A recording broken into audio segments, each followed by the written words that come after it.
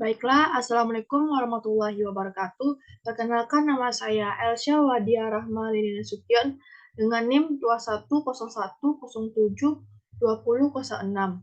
Ini menjelaskan tentang laporan keuangan bank mata kuliah akuntansi perbankan.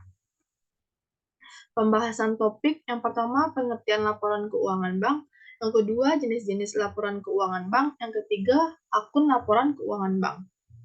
Yang pertama itu pengertian laporan keuangan bank.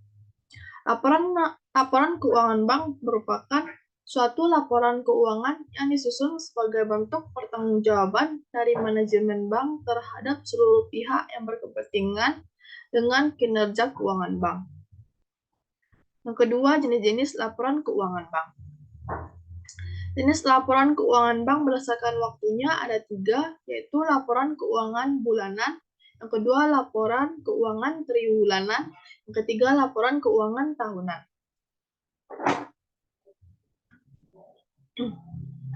Laporan keuangan bulanan yaitu laporan keuangan yang disiapkan setiap akhir bulan selama 1 tahun, dan laporan ini merupakan gugusan dari kantor pusat bank dan dengan seluruh cabang atau perwakilan bank. Yang kedua, laporan keuangan triwulanan, yaitu laporan keuangan yang disiapkan setiap 3 bulan, misalkan di bulan Maret, Juni, September, Desember. Laporan ini harus disajikan sesuai dengan peraturan Otoritas Jasa Keuangan yang mempublikasikan hasil usaha, kinerja, dan posisi keuangan berdasarkan persyaratan standar akuntansi keuangan, pedoman akuntansi perbankan Indonesia, dan peraturan yang ditetapkan oleh Bank Indonesia. Yang ketiga, laporan keuangan tahunan.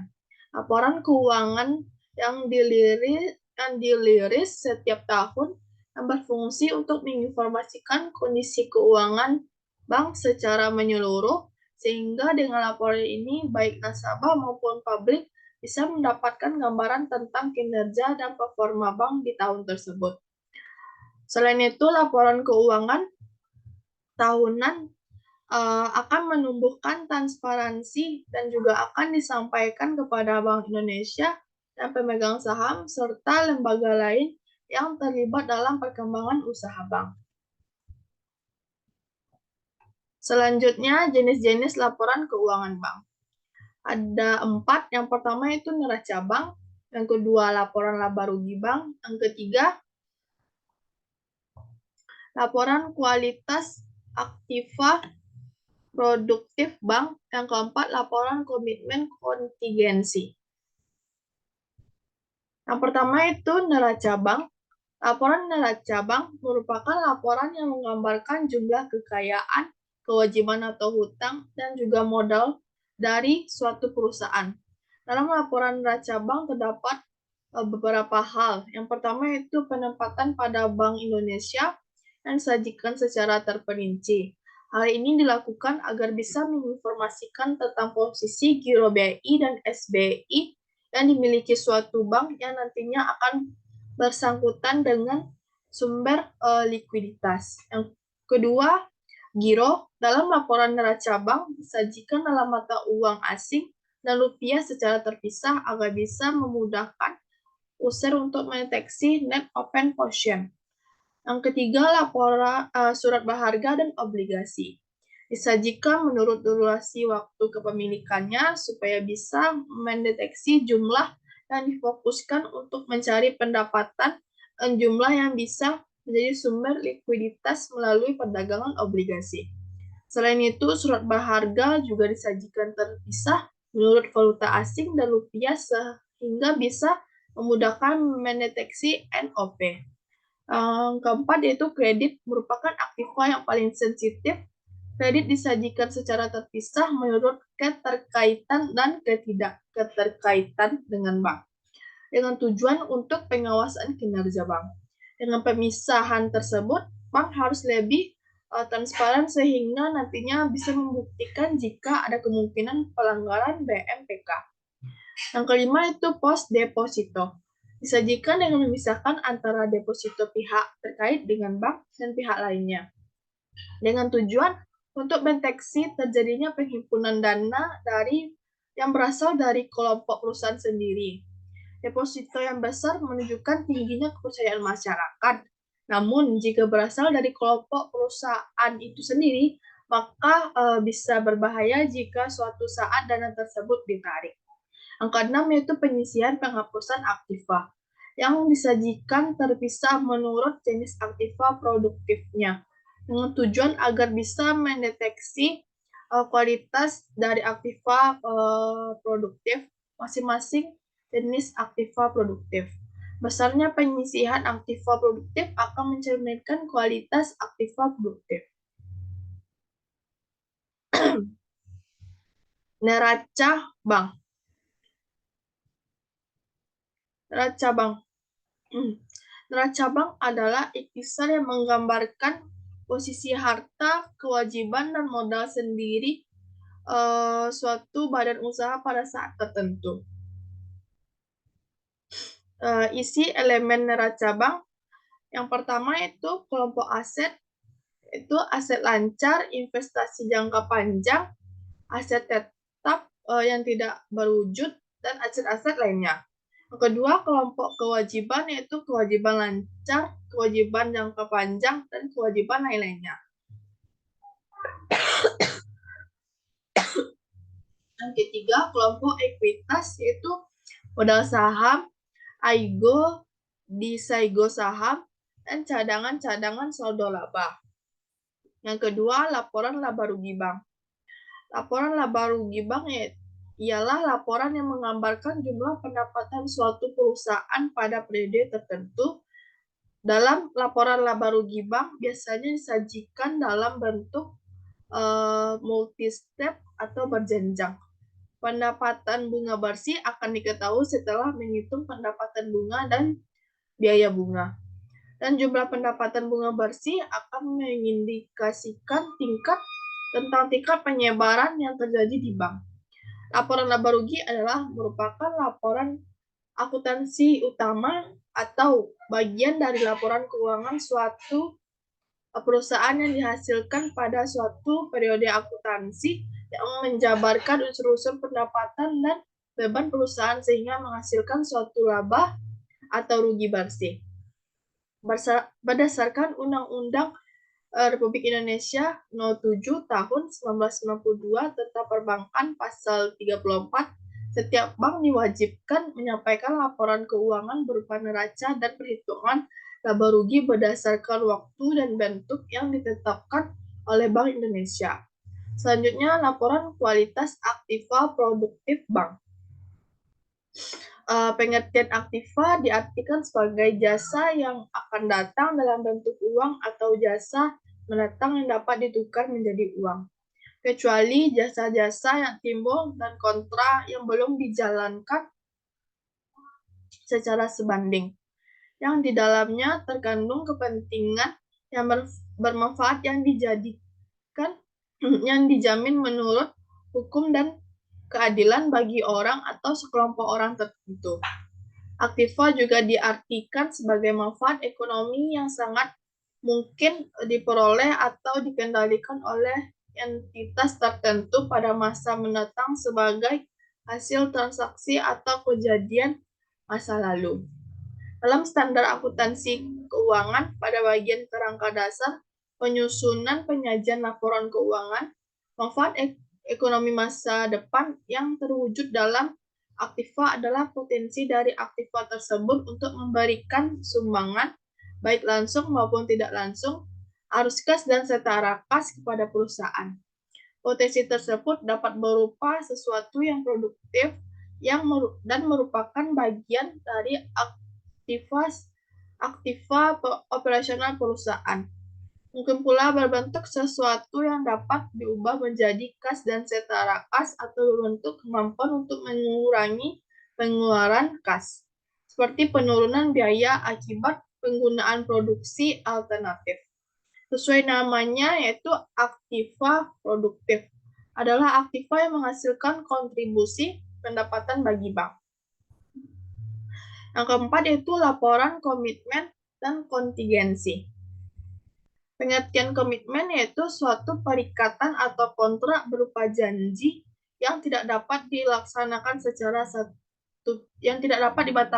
satu pihak dan harus dilaksanakan apabila suatu persyaratan yang disepakati telah terpenuhi. Ada dua jenis komitmen. Yang pertama, komitmen kewajiban, yaitu komitmen yang diberikan oleh suatu bank kepada nasabah atau pihak lain. Yang kedua, komitmen tagihan, yaitu komitmen yang akan diterima oleh suatu bank dari pihak lain.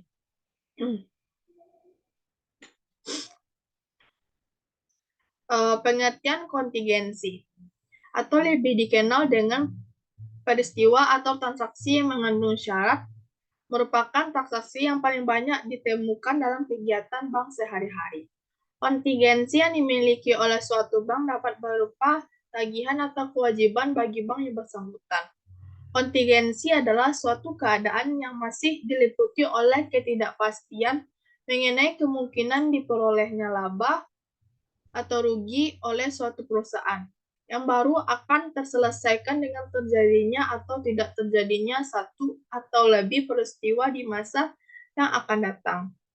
Isi dari laporan kontingensi, yang pertama itu garansi yang diterima, yang kedua pendapatan bunga dalam penyelesaian, yang ketiga revocable LC yang masih berjalan dalam rangka ekspor impor, yang keempat transaksi valuta asing, dan semua jenis transaksi tersebut apabila ditemukan dalam transaksi sehari-hari wajib dilaporkan dalam laporan keuangan milik melalui rekening administratif yang dapat berupa tagihan.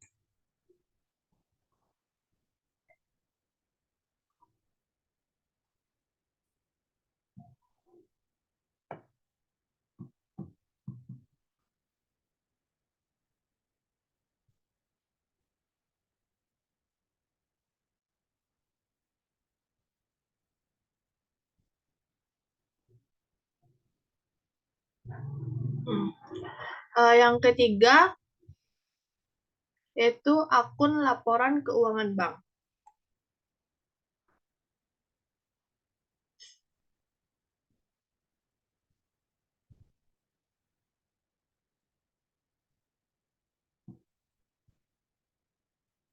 Format laporan neraca bank. Bisa dilihat di sini ada aktifanya yaitu kas, penempatan pada Bank Indonesia, giro pada bank lain, penempatan pada bank lain, surat berharga yang dimiliki rupiah, valuta asing, obligasi pemerintah, surat berharga yang dibeli dengan janji dijual kembali, tagihan derivatif, kredit yang diberikan, ada rupiah, valuta asing, tagihan akseptasi penyertaan, tagihan akseptasi penyertaan pendapat yang masih akan diterima, biaya dibayar di muka, uang muka pajak, aktiva pajak tangguhan, aktiva tetap bersih, agunan yang diambil alih, aktiva lain.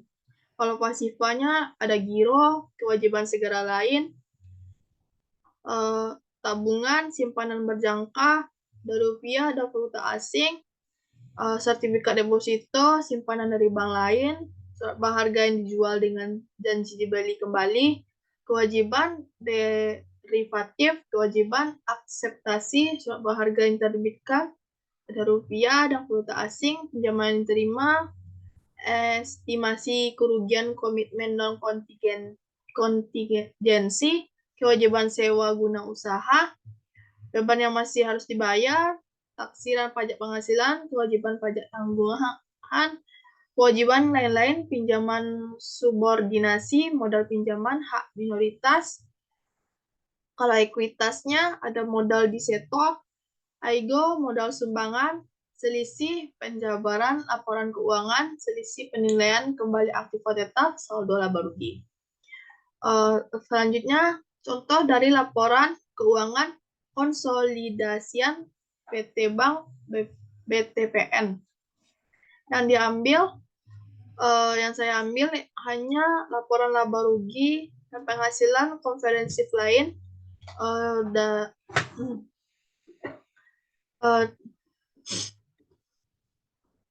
3 Desember 2021 dan 2022.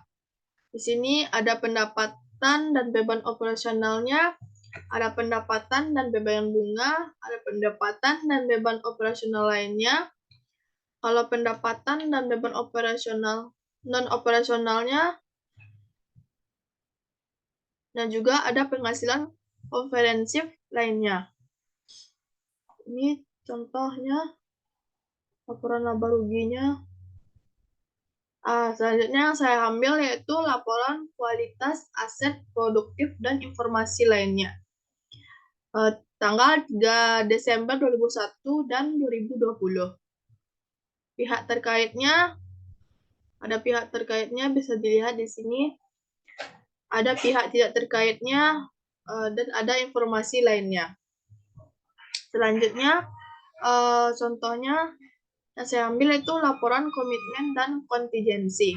Tanggal 31 Desember 2021 dan 31 Desember 2022. Ada tagihan komitmen, ada kewajiban komitmen, ada tagihan kontingensi, ada kewajiban kontingensi. Hanya itu yang dapat saya sampaikan tentang laporan keuangan bank. Assalamualaikum warahmatullahi wabarakatuh.